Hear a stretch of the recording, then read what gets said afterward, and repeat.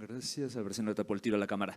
Buenos días, Daniel Rosas, de Grupo Radio Centro. Presidente, sobre esto que informan, sobre este caso de campaña negra que nos presentan el día de hoy, quiero preguntarles si, o que quede claro para la gente, si una vez que se presente esta denuncia y todavía es que no se ha dado todavía la reforma que nos están planteando el día de hoy, si podría haber o qué efectos podría haber para estas personas a las que se les va a denunciar, o sencillamente se está quedando como el ejemplo de lo que ya no se debe hacer, por un lado, y por el otro lado, a la secretaria de Gobernación.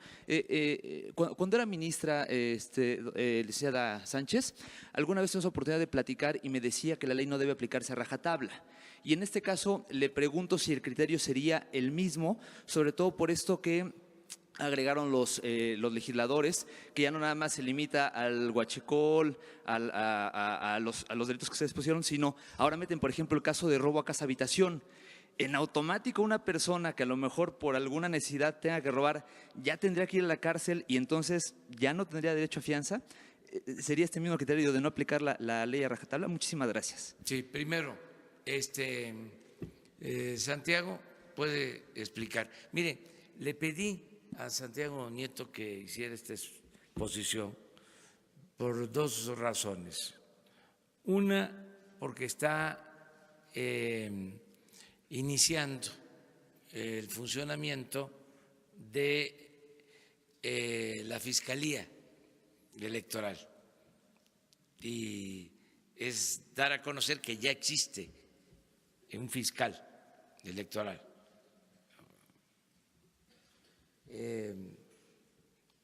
para atender estos delitos, presuntos delitos.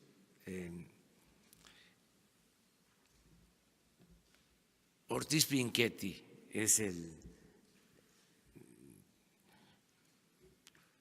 fiscal electoral, José Agustín Ortiz Pinchetti, que es un hombre recto, que lo conozco. Va a actuar con independencia porque pertenece a la Fiscalía General y la Fiscalía General es autónoma, la dirige el licenciado Alejandro Gertz Manero, pero dentro de la Fiscalía General, la Fiscalía para atender delitos electorales está a cargo de José Agustín Ortiz Pinchetti.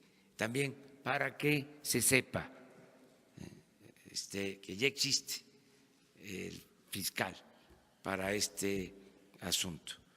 Lo otro por lo que quisimos dar a conocer este caso es también para hacerle un reconocimiento a Santiago Nieto, que por hacer una denuncia en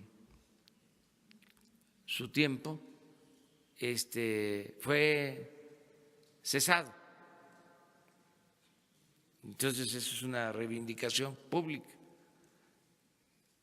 Por eso le pedí que estuviera aquí. Acerca de si procede o no procede o si es nada más un asunto testimonial, sí existe, desde luego, sanción. Si se demuestran, ¿no? Se prueban que son ciertos los hechos, que eso es la autoridad competente la que lo va a decidir. Nada más que son sanciones leves, que causan risa. Por eso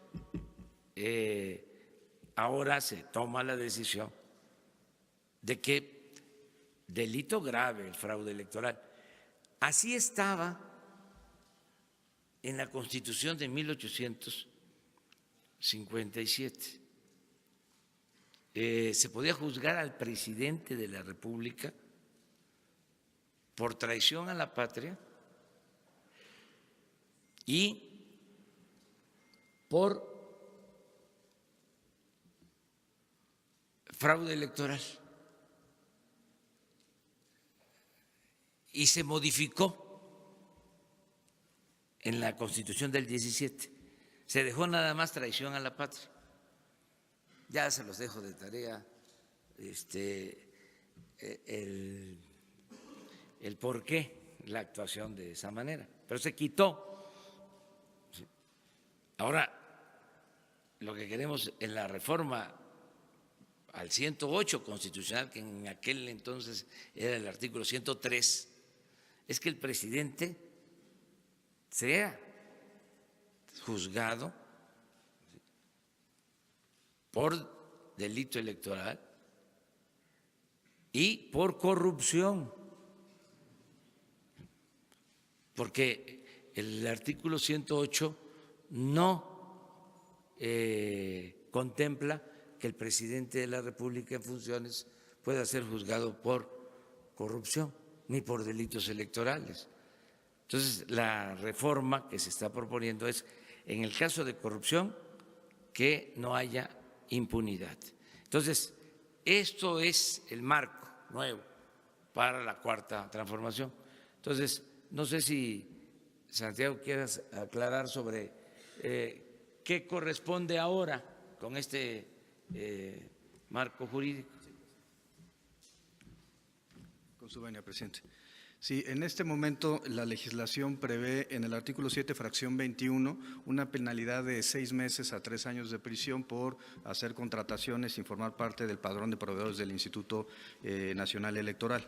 El artículo 15 establece una penalidad más alta, relacionada con 5 a 15 años de prisión. Sin embargo, lo cierto es que con el sistema procesal acusatorio y en virtud de que los delitos no ameritan prisión preventiva oficiosa, cualquier averiguación previa abierta en el sistema tradicional implicaría que no habría libertad bajo fianza, que habría libertad bajo fianza de manera automática, y por otro lado en el sistema procesal penal acusatorio esto implica que no hay prisión preventiva oficiosa y desarrollarían el proceso en libertad.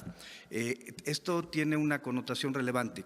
Si el asunto se judicializa y se determina la responsabilidad penal, podría terminar en un procedimiento abreviado, aceptando la culpabilidad sin que hubiera prisión, podría terminar con una suspensión condicional del proceso o con un acuerdo reparatorio en términos económicos sin que hubiera prisión a la persona que cometió una conducta delictiva en los ámbitos de la materia electoral.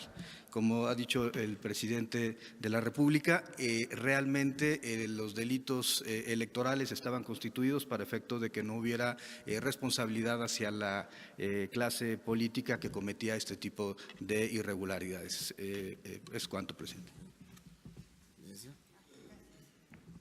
Gracias, presidente. Muchas gracias. Yo siempre, bueno, no es que yo haya pensado, sino así es, que los juzgadores son creadores de normas también, porque crean la norma cuando realizan una norma particular, cuando realizan un juzgamiento. Entonces, en todos los casos, el juez deberá, obviamente, seguir el debido proceso y la garantía de audiencia. Entonces, es muy importante, ahora en la reforma constitucional se contemplan algunas conductas que antes no tenían prisión preventiva oficiosa, hoy sí las tienen, como es el caso del robo a casa habitación. Si a mí me preguntan si yo lo hubiera llevado a nivel constitucional el robo a casa habitación, probablemente yo no hubiera sido de las personas que estaría a favor de que esta conducta se elevara a rango constitucional. Sin embargo, el Congreso y el constituyente permanente así lo consideró. Por otra parte, en cada uno de los casos, y yo te podría decir y adelantar, en cada uno de los casos hay una ponderación de derechos por parte del juez.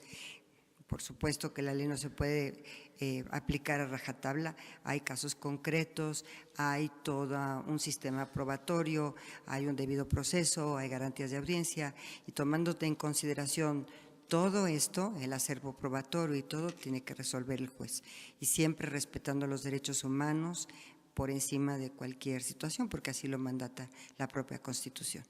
Gracias. Seguimos atrás.